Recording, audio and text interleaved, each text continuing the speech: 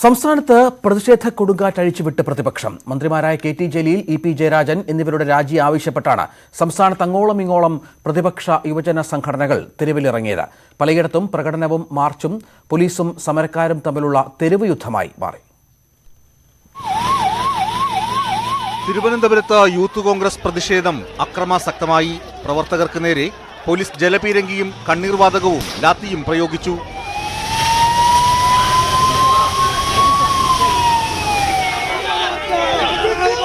മന്ത്രി E P ജയരാജന്റെ കണ്ണൂരിലെ വസതിയിലേക്കായിരുന്നു യുവമോർച്ച മാർച്ച്. സമരക്കാരെ പോലീസ് തടഞ്ഞു. തുടർന്ന് പ്രകോപിതരായ പ്രവർത്തകർക്ക് നേരെ പോലീസ് ജലപീരങ്കിയും ലാത്തിയും പ്രയോഗിച്ചു. ഇതിനിടെ പാപ്പിനിശ്ശേരിയിൽ സമരക്കാരും ഡിവൈഎഫ്ഐ പ്രവർത്തകരും ഏറ്റുമുട്ടി. ഡിവൈഎഫ്ഐ പ്രവർത്തകരെ പിരിച്ചുവിടാൻ പോലീസ് ലാത്തി വീശി.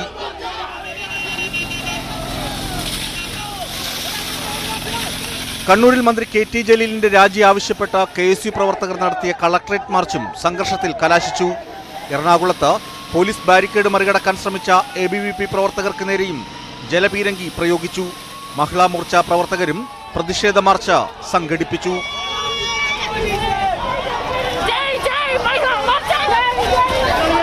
KSUവിന്റെ കോഴിക്കോട് കളക്ടറേറ്റ് മാർച്ചിൽ പോലീസിന് നേരെ കല്ലേറുണ്ടായി. കോഴിക്കോട് വയനാട് പാത സമരക്കാർ ഉപരോധിച്ചു. പ്രവർത്തകർക്ക് നേരെ പോലീസ് ജലപീരങ്കിയും ലാത്തിയും പ്രയോഗിച്ചു. 5 പേർക്ക് പരിക്കേറ്റു. മന്ത്രി ജലീലിന്റെ രാജി ആവശ്യപ്പെട്ട യുവമോർച്ച പാലക്കാട് കളക്ടറേറ്റിലേക്ക് നടത്തിയ മാർച്ചും പോലീസുമായുള്ള ഏറ്റുമുട്ടലിൽ കലാശിച്ചു. സമരക്കാർക്ക് നേരെ പോലീസ് ലാത്തി വീശി. കൊല്ലം നഗരസഭയിലേക്ക് യുവമോർച്ച നടത്തിയ മാർച്ചിനു നേരെയും പോലീസ് ജലപീരങ്കി പ്രയോഗിച്ചു. ജലീലിന്റെ രാജി ആവശ്യപ്പെട്ട KSU പ്രവർത്തകർ പത്തനംതിട്ടയിൽ നടത്തിയ പ്രതിഷേധ മാർച്ചും സംഘർഷത്തിൽ കലാശിച്ചു.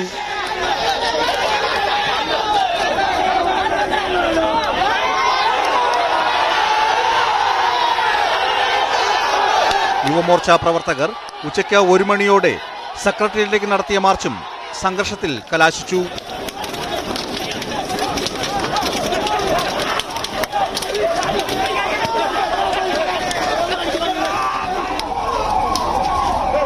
News desk, news 18.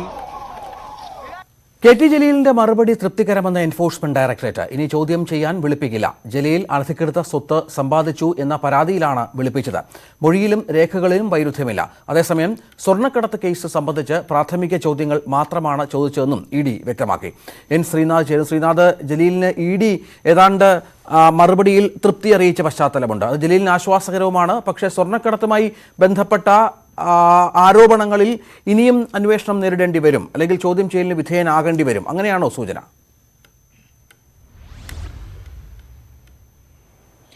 രഞ്ജിത്ത്, ഈ അനധികൃതമായി സ്വത്ത് കെ ടി ജലീൽ സമ്പാദിച്ചു എന്ന പരാതിയിലാണ് പ്രധാനമായും ED ചോദ്യം ചെയ്തത്. ഈ ചോദ്യം ചെയ്യൽ അനധികൃതമായി സ്വത്ത് കെ ടി ജലീൽ സമ്പാദിച്ചതായി കണ്ടെത്താൻ കഴിഞ്ഞിട്ടില്ല എന്നാണ് EDയുടെ വിലയിരുത്തൽ. മാത്രമല്ല, ഇത് സംബന്ധിച്ചുള്ള എല്ലാ രേഖകളും ഹാജരാക്കാൻ കെ ടി ജലീലിനോട് ED ആവശ്യപ്പെട്ടിരുന്നു.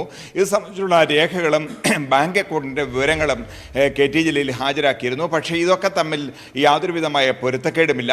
EDയുടെ സ്വന്തം നിലയിലും ED ഇക്കാര്യത്തിലൊരു പരിശോധന നടത്തിയിരുന്നു. അതും സംബന്ധിച്ച് എന്തെങ്കിലും ക്രമക്കേടുകളോ അല്ലെങ്കിൽ നിയമവിരുദ്ധമായ കാര്യങ്ങളോ നടന്നതായി ബോധ്യപ്പെട്ടിട്ടില്ല എന്നാണ് EDയുടെ പ്രഥമമായ വിലയിരുത്തൽ. മറ്റു പ്രധാനപ്പെട്ട കാര്യം, സ്വർണ്ണക്കടത്ത് സംബന്ധിച്ചുള്ള പ്രാഥമികമായ ചില ചോദ്യം ചെയ്യലുകൾ ED നടത്തിയിട്ടുണ്ട്. ഇതിൻ്റെ പ്രധാനപ്പെട്ട ചോദ്യം ചെയ്യൽ നടക്കേണ്ടത്, അല്ലെങ്കിൽ അന്വേഷണം നടക്കേണ്ടത്, അത് കസ്റ്റംസും മറ്റ് ഏജൻസികളുമാണ്.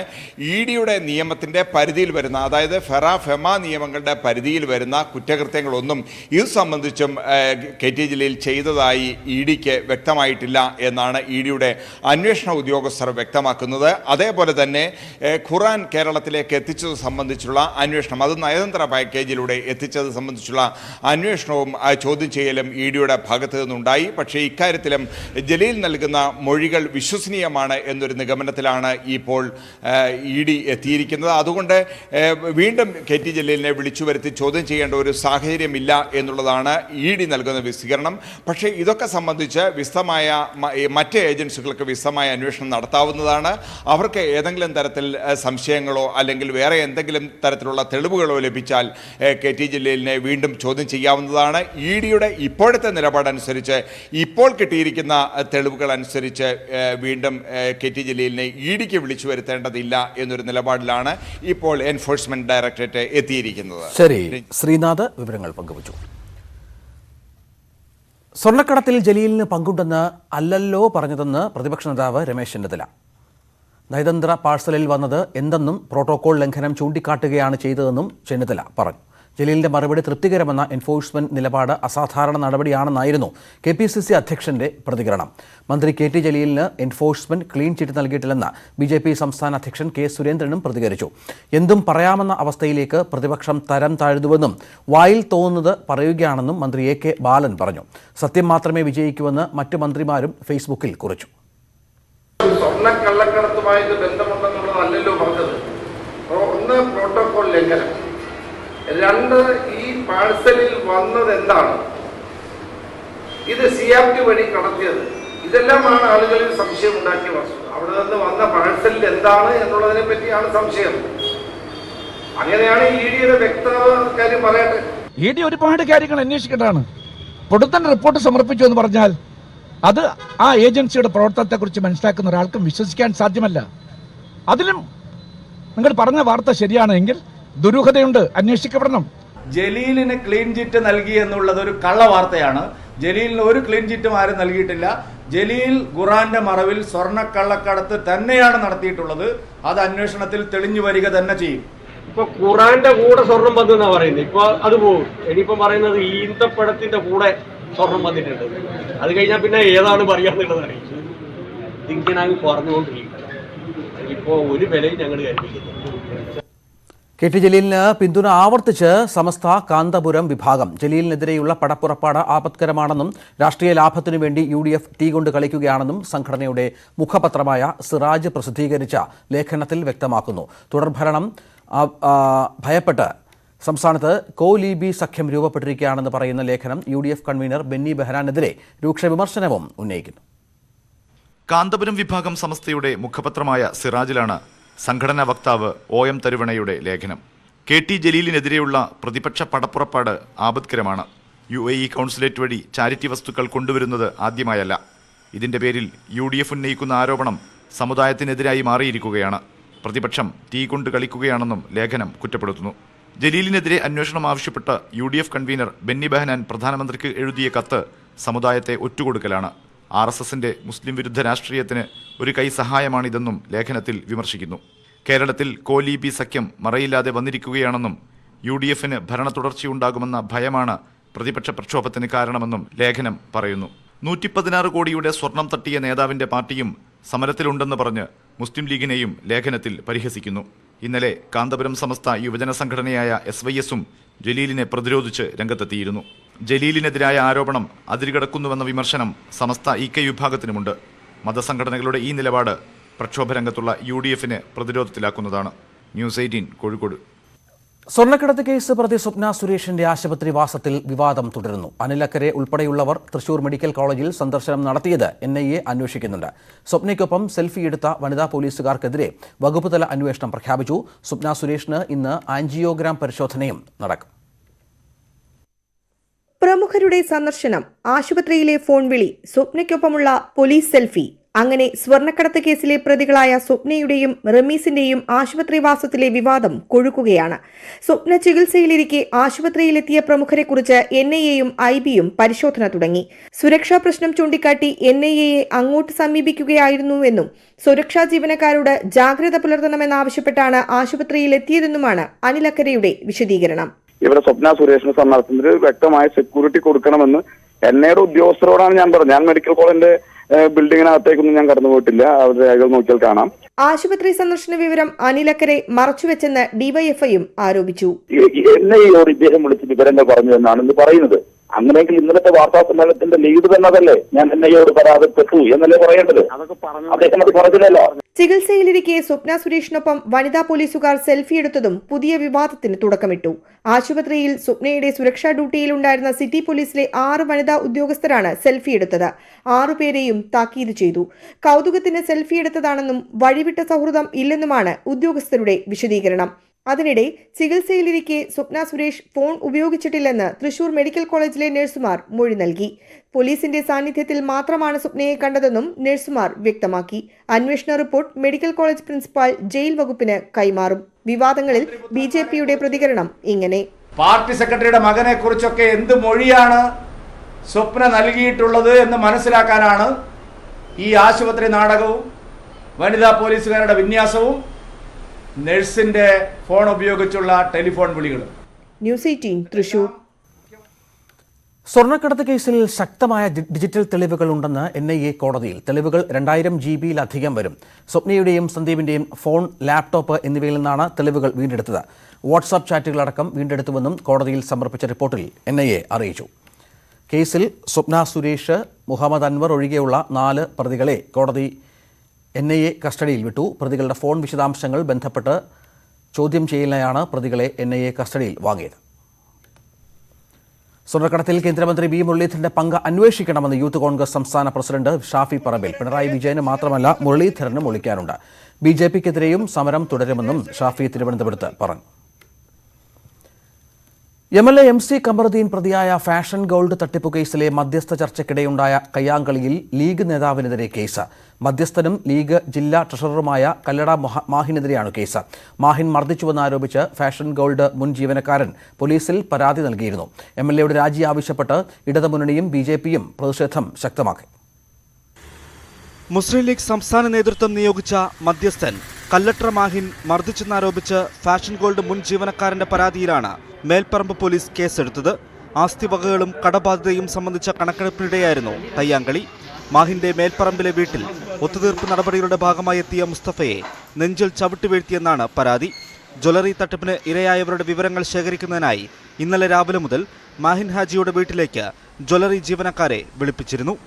എൻ്റെ ചെസ്റ്റിന് ചവിട്ടി, ഇപ്പോൾ ഡോക്ടർ പറയാം ചെസ്റ്റിന് നീരുണ്ട്, ചെവിക്ക് നീരുണ്ട്, കൈയുടെ എല്ലിന് ചെറിയൊരു ഇതുണ്ട്, അങ്ങനെ ഭയങ്കര വേദനയോടുകൂടിയാണ് ഇതിൽ കിടക്കുക.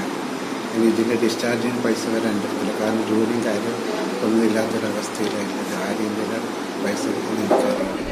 എന്നാൽ അനിഷ്ട സംഭവങ്ങളൊന്നും ഉണ്ടായിട്ടില്ലെന്നാണ് മാഹിന്റെ പ്രതികരണം. ഫാഷൻ ഗോൾഡ് നിക്ഷേപ തട്ടിപ്പ് കേസിൽ പ്രതിയായ MC ഖമറുദ്ദീൻ രാജിവെക്കണമെന്നാവശ്യപ്പെട്ട് ജില്ലയിൽ പ്രതിഷേധം ശക്തമാവുകയാണ്. INL യുവജന സംഘടന മുസ്ലിം ലീഗ് ജില്ലാ കമ്മിറ്റി ഓഫീസിലേക്ക് നടത്തിയ മാർച്ചിൽ നേരിയ സംഘർഷമുണ്ടായി.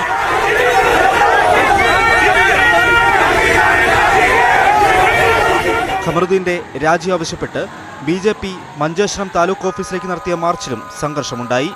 പ്രവർത്തകർക്ക് നേരെ പോലീസ് ജലപീരങ്കി പ്രയോഗിച്ചു.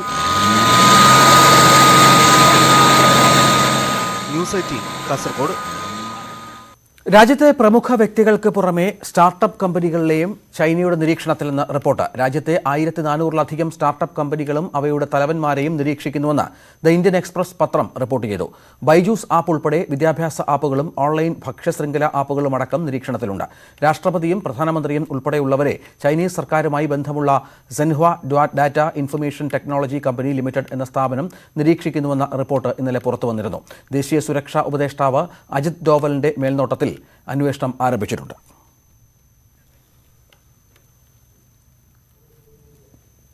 ലഡാക്ക് അതിർത്തിയിലെ സംഘർഷങ്ങളെക്കുറിച്ച് പ്രതിരോധ മന്ത്രി രാജ്നാഥ് സിംഗ് ഇന്ന് ലോക്സഭയിൽ പ്രസ്താവന നടത്തും. അതിർത്തി സംഘർഷം സഭ നിർത്തിവെച്ച് ചർച്ച ചെയ്യണമെന്നാവശ്യപ്പെട്ട് പ്രതിപക്ഷ പാർട്ടികൾ ഇന്നലെ നോട്ടീസ് നൽകിയിരുന്നു. ഡൽഹി കലാപ കേസിന്റെ അനുബന്ധ കുറ്റപത്രത്തിൽ CPM general secretary Sitaram Yechury ഉൾപ്പെടെയുള്ളവരുടെ യെച്ചൂരിയെ ഉൾപ്പെടുത്തിയത് ചർച്ച ചെയ്യണമെന്നാവശ്യപ്പെട്ട് ഇടത് പാർട്ടികൾ നോട്ടീസ് നൽകിയിട്ടുണ്ട്. തിരുവനന്തപുരം വിമാനത്താവളത്തിന്റെ നടത്തിപ്പ് അദാനിക്ക് കൈമാറിയ നടപടിയെ ന്യായീകരിച്ച് വ്യോമയാന മന്ത്രി ഹർദീപ് സിംഗ് പുരി. കേരളം മുന്നോട്ട് വെച്ച ലേലത്തുക 19.3% കുറവായിരുന്നുവെന്ന് ഹർദീപ് സിംഗ് പുരി രാജ്യസഭയിൽ പറഞ്ഞു. അദാനിക്ക് കൈമാറിയതിൽ അഴിമതിയുണ്ടെന്ന് KC വേണുഗോപാൽ ആരോപിച്ചു. വ്യോമയാന ഭേദഗതി ബില്ലുമായി ബന്ധപ്പെട്ട ചർച്ചയ്ക്കിടെയാണ് തിരുവനന്തപുരം വിമാനത്താവളത്തിന് നടത്തിപ്പ് അദാനിക്ക് കൈമാറിയ നടപടി കെ.സി. വേണുഗോപാൽ രാജ്യസഭയിൽ ഉന്നയിച്ചത്. തിരുവനന്തപുരവും ജയ്പൂരും അടക്കം 6 വിമാനത്താവളങ്ങൾ അദാനിക്ക് കൈമാറിയത് ചട്ടങ്ങൾ മറികടന്നാണ്. വിമാനത്താവളം കൈമാറുന്നതിനെ സംസ്ഥാന സർക്കാർ എതിർത്തിരുന്നു. കേരള നിയമസഭ ഒന്നടങ്കം പ്രമേയവും പാസാക്കി. Airport authority of India Adani airport of ഇന്ത്യയായി മാറിയെന്നും കെ.സി. വേണുഗോപാൽ കുറ്റപ്പെടുത്തി. Minister is talking about the Kochi model. You have to study Kochi model. What is the Kochi model? Kochi model Chief Minister is hearing. Kerala government is already offered that. Thank you. I am asking for an enquiry of these things. This is a clear case of corruption. This is a clear case of corruption, sir. I am asking for an enquiry. എന്നാൽ ചർച്ചയ്ക്ക് മറുപടി പറഞ്ഞ വ്യോമയാന മന്ത്രി ഹർദീപ് പുരി നടപടിയെ ന്യായീകരിച്ചു. കേരളവും ലേലത്തിൽ പങ്കെടുത്തതാണ്. കേരളം വാഗ്ദാനം ചെയ്ത തുക ലേലം നേടിയവരിൽ നിന്ന് 19.3% കുറവായിരുന്നുവെന്ന് വ്യോമയാന മന്ത്രി. Sir, when the sealed bids were opened, the gap between the highest bidder and the state of Kerala was not 10%, it was 19.3%. Having said this, these are the facts on the table. Now anything to be said thereafter. വിമാനത്താവളങ്ങളുടെ നടത്തിപ്പ് സ്വകാര്യ മേഖലയ്ക്ക് നൽകിയത് നയപരമായ തീരുമാനമാണെന്ന് കേന്ദ്ര സർക്കാർ ഹൈക്കോടതിയിൽ സത്യവാങ്മൂലം നൽകി. ലേലത്തിൽ പരാജയപ്പെട്ട ശേഷം കേരളത്തിന് ഹർജിയുമായി വരാൻ അവകാശമില്ല. വിമാനത്താവളങ്ങൾ കേന്ദ്ര സർക്കാരിന്റെ പരിധിയിൽ വരുന്ന വിഷയമാണെന്നും കേന്ദ്രവും സംസ്ഥാനങ്ങളും തമ്മിലുള്ള കേസ് പരിഗണിക്കേണ്ടത് സുപ്രീം കോടതിയാണെന്നും സത്യവാങ്മൂലത്തിൽ പറയുന്നു. വിവിധ ബ്യൂറോകൾക്കൊപ്പം നാഷണൽ ഡെസ്ക് ന്യൂസ് 18. പമ്പ മണൽ വാരലിൽ വിജിലൻസ് അന്വേഷണത്തിനുള്ള കീഴ്ക്കോടതി ഉത്തരവ് ഹൈക്കോടതി സ്റ്റേ ചെയ്തു. തിരുവനന്തപുരം വിജിലൻസ് ഹൈക്കോടതിയുടെ ഉത്തരവാണ് സ്റ്റേ ചെയ്തത്. 2 മാസത്തേക്കാണ് സ്റ്റേ. CN പ്രകാശ് ചേരുന്നു. പ്രകാശ്, വിവരങ്ങൾ.